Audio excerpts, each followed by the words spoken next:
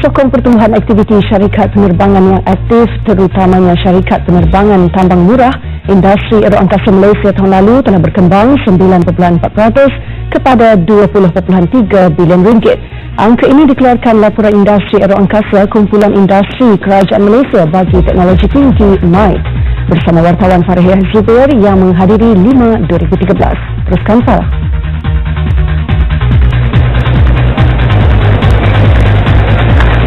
Terima kasih Hazel di Angkasa Puri.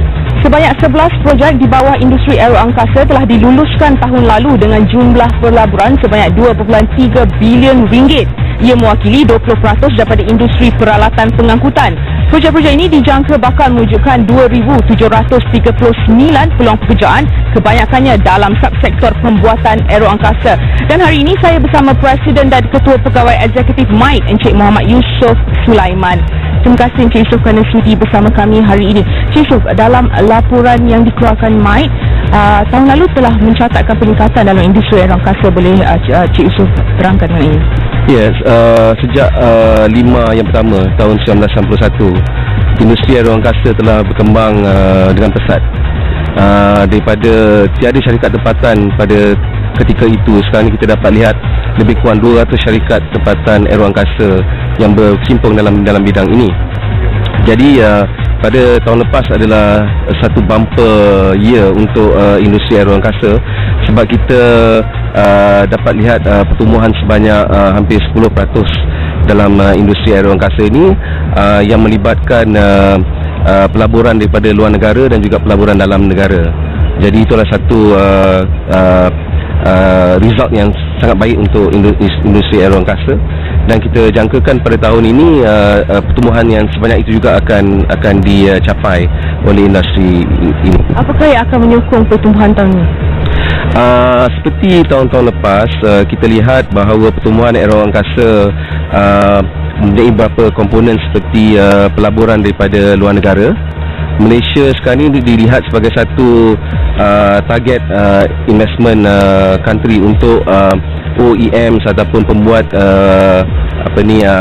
pesawat dan sebagainya untuk berlabur di sini, sebab kita telah menunjukkan satu track record yang sangat baik in terms of menyediakan tenaga kerja dan juga insentif dan environment pelaburan yang sangat baik. Yang kedua ialah kita lihat di dalam sektor aviation,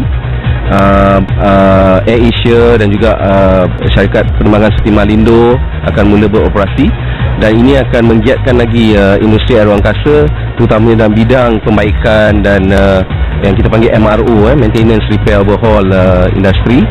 Dan juga kita lihat syarikat-syarikat pembuatan di Malaysia seperti CTRM, UPK telah mendapat banyak lagi kontrak daripada pembuat kapal terbang daripada luar negara.